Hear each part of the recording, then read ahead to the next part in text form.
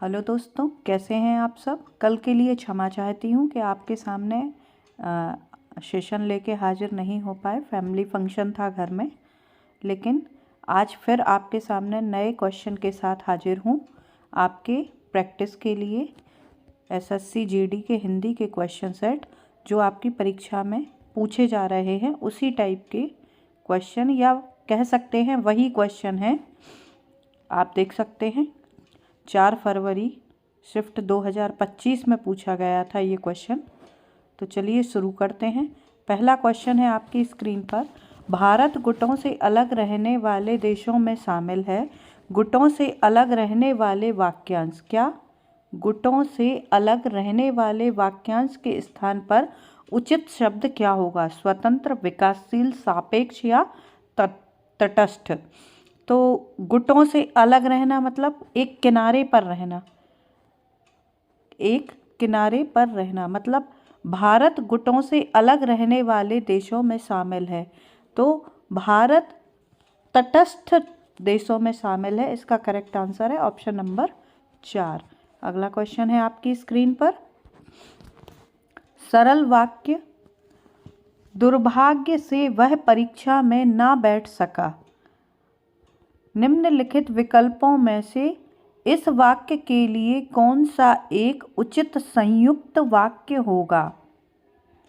कौन सा एक संयुक्त वाक्य होगा? आपका वाक्य क्या है? दुर्भाग्य से वह परीक्षा में ना बैठ सका।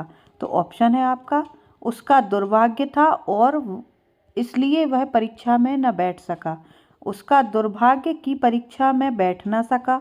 उसका दुर्भाग्य था और परीक्षा में पास ना हुआ, इसलिए वह परीक्षा में उसका दुर्भाग्य था और बैठ ना सका।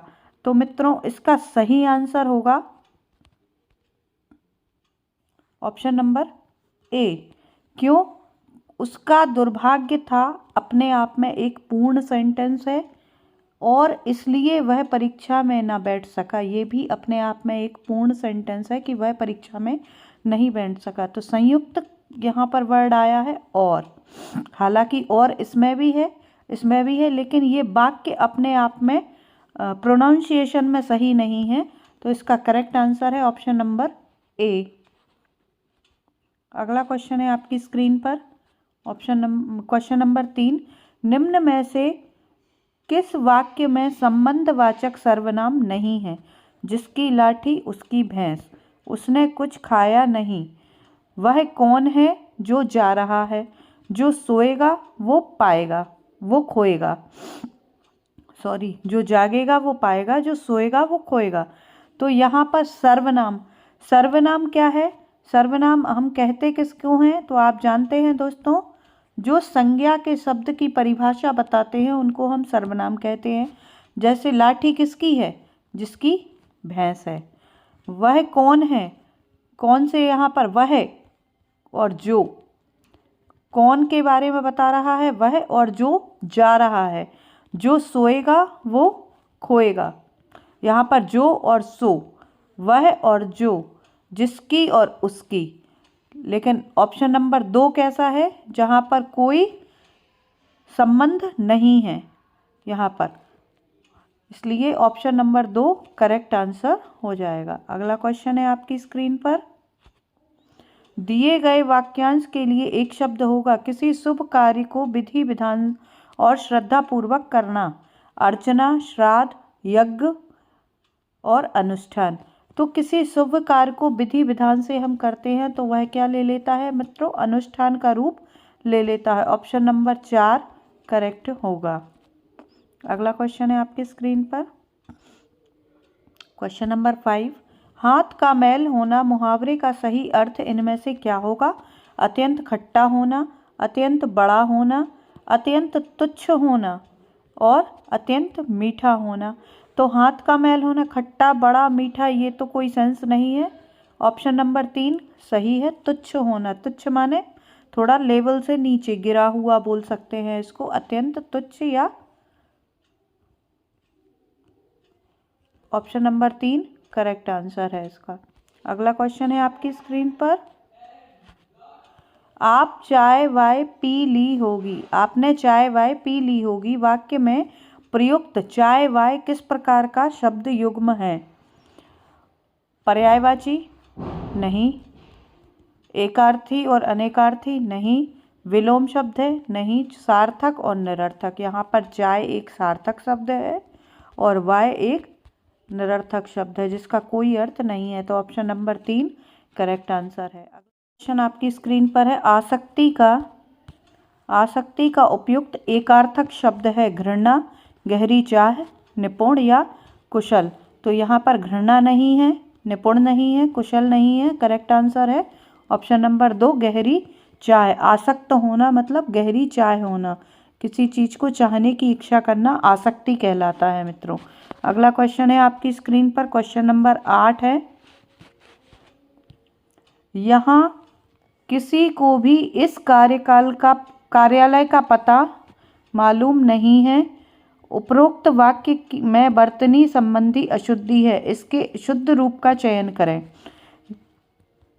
ऑप्शन नंबर 1 है, यहाँ किसी को भी इस कार्यालय का पता मालूम नहीं है, गलत। यहाँ किसी को भी इस कार्यालय का पता मालूम नहीं है, ये भी गलत। यहाँ किसी को भी इस कार्यालय का पता मालूम नहीं है, करेक्ट यही होगा। यहाँ किसी को भी इस कार्यालय का पता मालूम नहीं है, यहाँ किसी को भी इस कार्यालय का पता मालूम नहीं है।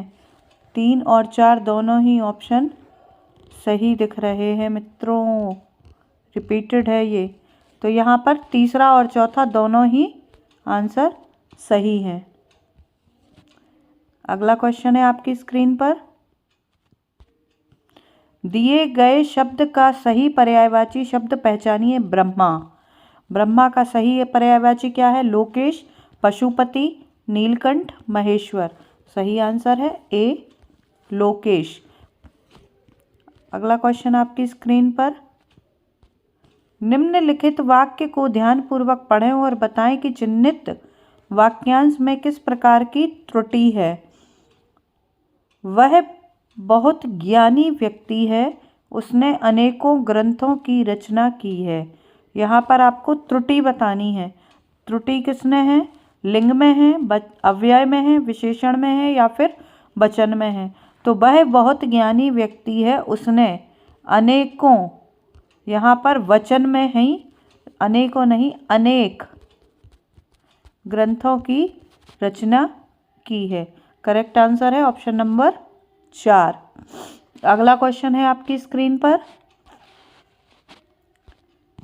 सारे कलाकार ऊपर हैं, उपयुक्त वाक्य का संबंध किस क्रिया विशेषण से है? स्थानवाचक क्रिया विशेषण, कालवाचक क्रिया विशेषण, रीतिवाचक क्रिया विशेषण, परिमाणवाचक क्रिया विशेषण। तो यहाँ पर सारे कलाकार ऊपर है, ऊपर क्या है? एक प्रकार का स्थान है, तो करेक्ट आंसर क्या हो जाएगा? 1।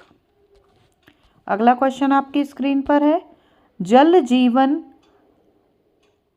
का पर्याय है पानी का, नदी का, समुद्र का या मछली का। तो जल में किसका जीवन रहता है? मछली का। तो करेक्ट आंसर है ऑप्शन नंबर 4।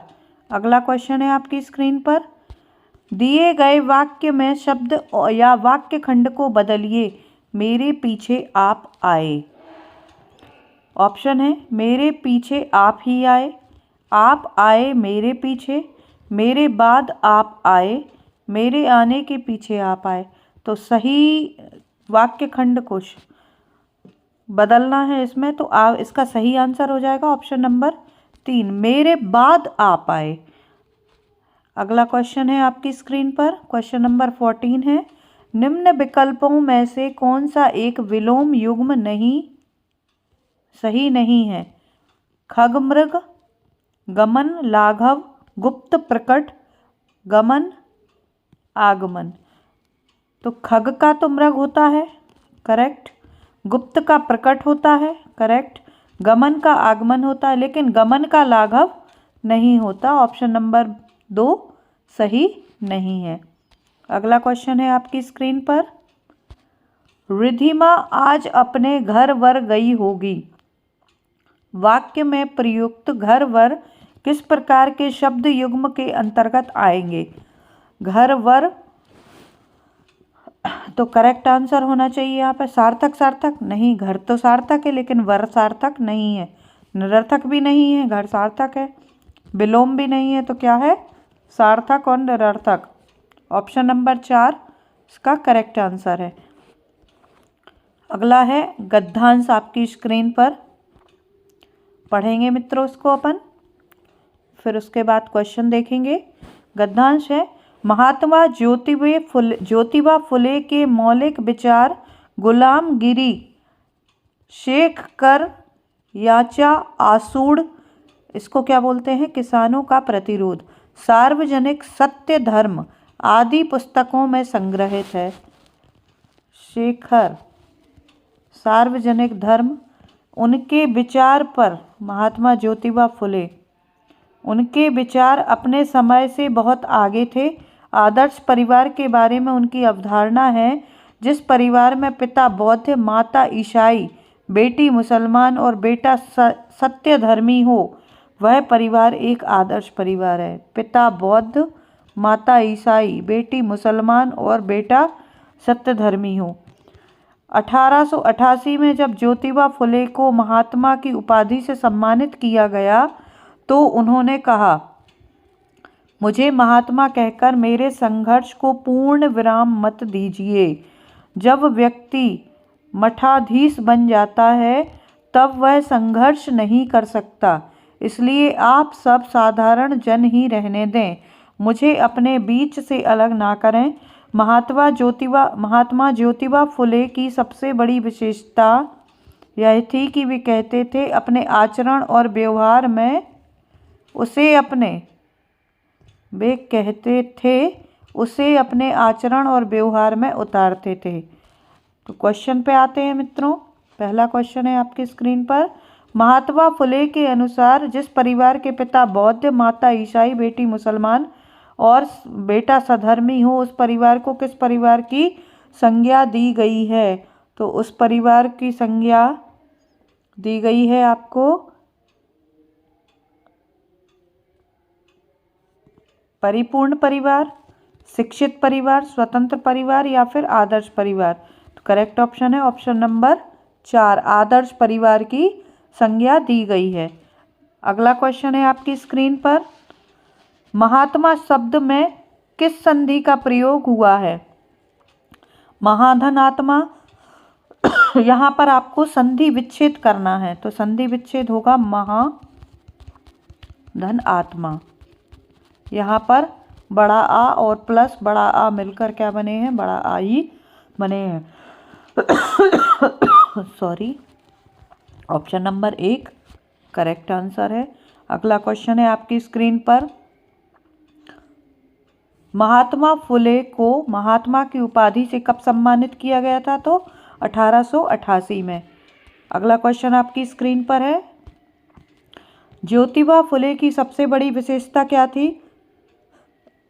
तो उनकी सबसे बड़ी विशेषता क्या थी कि जो वो कहते थे वही अपने आचरण और व्यवहार में उतारते थे। तो option number 3 is correct answer. अगला लास्ट क्वेश्चन है, उपयुक्त गद्यांश का शीर्षक क्या होगा? तो शीर्षक के लिए ज्योतिबा फुले के राजनीतिक विचार, बिल्कुल नहीं। ज्योतिबा फुले के जाति संबंधी विचार, बिल्कुल नहीं। जो नारी संबंधी, तो कहीं बात ही नहीं है। ऑप्शन नंबर 3 करेक्ट आंसर है इसका। तो मित्रों, अब आप मुझे कमेंट बॉक्स में बताएंगे कि 20 में से आप कितने नंबर लेकर आए हैं। आज थोड़ी वॉइस प्रॉब्लम रही, थोड़ा सा स्वास्थ्य ठीक ना होने के कारण क्षमा चाहेंगे आपसे। ऐसे ही सीरीज़ को प्राप्त करने के लिए आप चैनल को लाइक, शेयर और सब्सक्राइब ज़रूर करते रहें। धन्यवाद।